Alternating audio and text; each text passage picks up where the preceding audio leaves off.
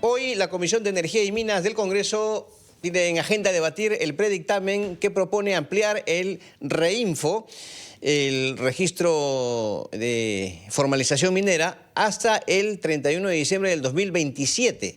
Vamos a conversar con el doctor César Ipenza, abogado especialista en Derecho Ambiental y miembro de la Sociedad Peruana de Derecho Ambiental. Le agradecemos por su participación esta tarde en la rotativa del aire. Doctor Ipenza, ¿cómo está usted? Bienvenido. Buenas tardes, y mi título no pertenezco a esa ONG, disculpe usted, soy miembro del Observatorio de Minería Ilegal. ¿Cómo no? Lo corregimos inmediatamente. Doctor Ipenza, a ver, sí. ¿Cuál sería la consecuencia de aprobar la ampliación del REINFO? Bueno, algunos plantean hasta el 2027, otros inclusive quieren hacerlo hasta el 2030. Sí, hay proyectos de ley al respecto, pero ¿qué pasaría, sobre todo en el tema del intento de formalización de la minería, si es que se aprueba el REINFO? Bueno, en principio debo decir que el mayor peligro no está solo ya en ampliar el plazo por 2 años, como pretende la Comisión de Energía y Minas, sino el reincorporar a los 50.000 registros excluidos de este, y por otro lado que no haya ni siquiera la posibilidad que el Estado los fiscalice, porque dicen que no van a poder ser suspendidos durante este plazo. Entonces hay aquí una situación de mayor impunidad incluso de la que tienen los congresistas, y uno se pone a reflexionar. Muchos de los mineros excluidos, de estos 50.000 registros excluidos, habían incumplido sus obligaciones por más de 4 años. Cuando para que uno pueda estar vigente en el REINFO, tiene que cumplir 4 condiciones. Sacar un RUC, no me dirán que tramitar un RUC es complicado o difícil. Lo siguiente es también declarar la producción, y no me dirán que si están trabajando en campo, obviamente pueden suministrar esa información a la plataforma del Ministerio de Energía y Minas. Y por último, también presentar un instrumento ambiental, un IGAFON. Esos 3 requisitos, que eran las exigencias mínimas para que permanezcan en el REINFO, eran exclusivamente competencia de estos mineros y no cumplieron. Y por eso mismo fueron excluidos por no cumplir sus obligaciones y solamente utilizar este mecanismo o este registro para la impunidad y para lavar oro de origen ilegal, concretamente. Sí. Doctor Ipenza, buenas tardes. Claro, hemos ido a extensiones, se promulgó la primera, se amplió el REINFO por 6 meses, el 27 de diciembre de 2024, la segunda ampliación o la prórroga fue recién en junio de este 2025 hasta el 31 de diciembre de este año. ¿Por qué un proceso tan largo, tan extenso, y por qué una medida que fue dada de manera extraordinaria ha permanecido durante tantos años en nuestro Perú? Bueno, Johanna, muchas gracias. Son 23 años de proceso de formalización minera, si nos ponemos a pensar. Antes del REINFO se llamó Registro de Saneamiento Minero, y antes de ese se llamó Registro de Compromiso, de Declaraciones de Compromiso. Vamos más de 12 años en esta figura, pero lo cierto es que no hay un real compromiso de formalizar. Y muchas veces los operadores de los mineros informales y los dirigentes, juegan a seguir extendiendo esta situación en la impunidad. No me digan que las obligaciones que tenían que cumplir recién se dieron el día de ayer. Ellos sabían perfectamente hace más de 10 años de las obligaciones que tenían que cumplir, y nuevamente, como saben perfectamente que el chantaje, la presión que ejercen y los operadores que tienen dentro del Congreso de la República los lleva a seguir perpetuando esta situación de impunidad. Claro, porque muchos de ellos pueden contaminar, pueden destruir, pero no pasa absolutamente nada cuando están en el REINFO. Pero, doctor Ipenza, hablemos desde lo que pasó el 27 de diciembre del año pasado, que fue la primera prórroga, luego se ha dado la segunda.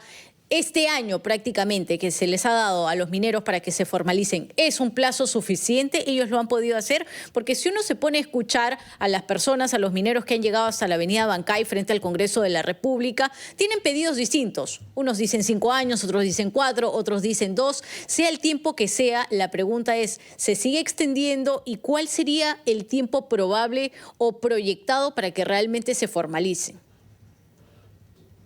Bueno, en principio, la formalización es un proceso extraordinario, y ya como le dije, vamos 23 años. La ampliación que usted menciona del REINFO no es la primera, es la quinta claro, son las últimas. Con el nombre de REINFO como tal, Y obviamente los mineros no van a poder cumplir en gran parte de las condiciones, porque no tienen las condiciones para formalizarse. Muchas veces estos señores han invadido concesiones de terceros que no le quieren firmar el contrato de explotación, ¿no? Entonces, si no hay la voluntad entre privados de firmar un acuerdo, esto sencillamente no avanza y por ende no hay las condiciones, y lo que se pretende seguir realizando es seguir perpetuando una situación que no va a avanzar, y por eso mismo impulsan o pretenden tener una norma para de alguna manera expropiar concesiones de otros mineros.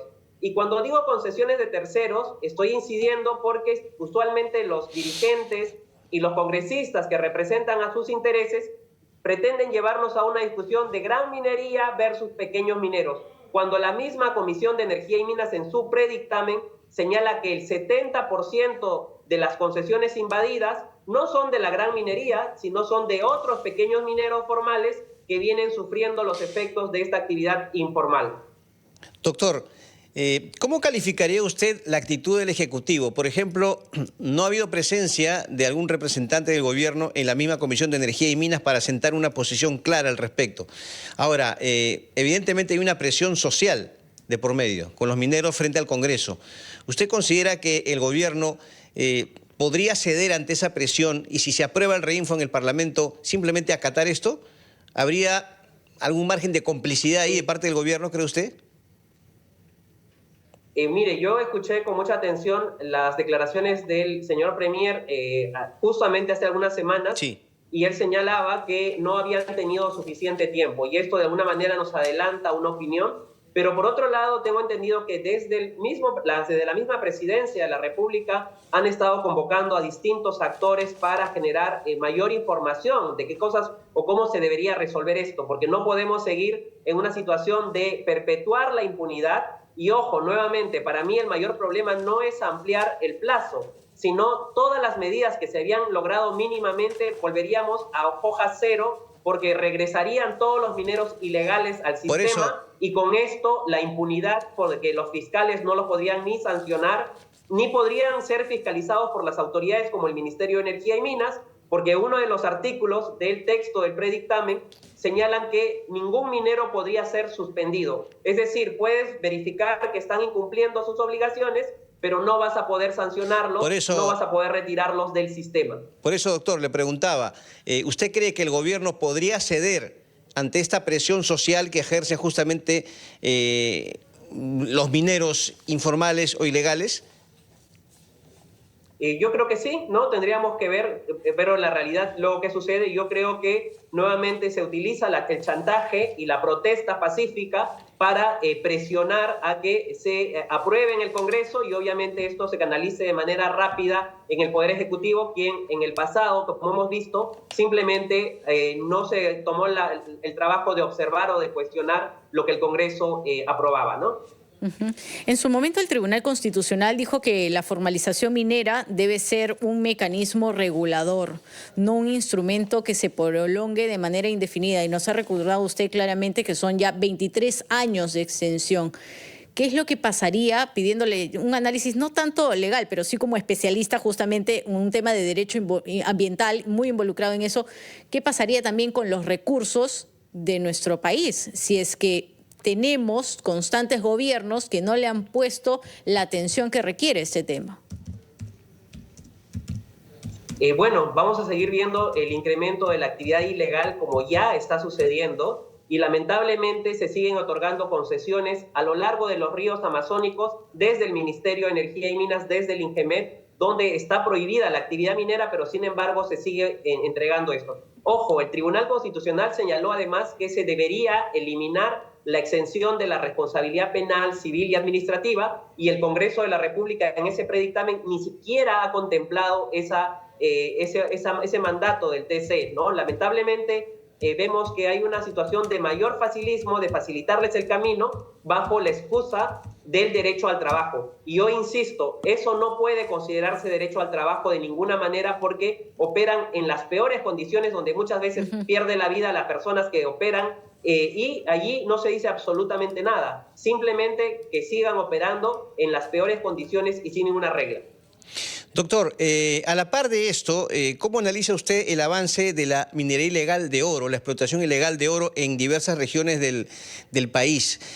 Básicamente se habla de 9 regiones amazónicas en el Perú que están agobiados por este tema, por este flagelo.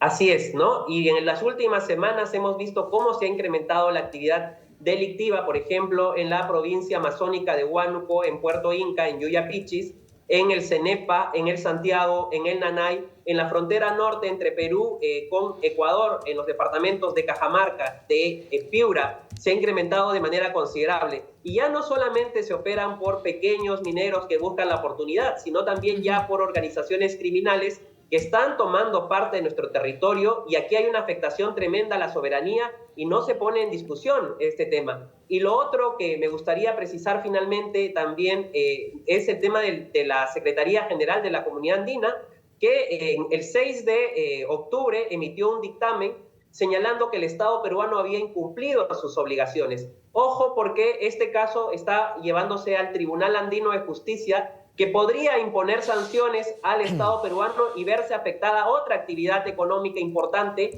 que son las pequeñas industrias, las MIPE y la industria textil, porque el Perú comercia con Ecuador, Bolivia y Colombia, prendas de textil, ¿no? Y que obviamente una sanción ante el sistema andino de integración llevaría a imponerle aranceles. Y este tipo de medidas, como la ampliación del Reinfo, pone en riesgo a toda la industria textil del país y obviamente va a afectar a otro sector nuevamente por no analizar y evaluar las implicancias de estas decisiones que tienen sobre todos los peruanos. Bueno, la atención puesta en el Congreso de la República y este tema, doctor César Ipenza, muchas gracias por estar en la rotativa del aire. Muy buenas tardes.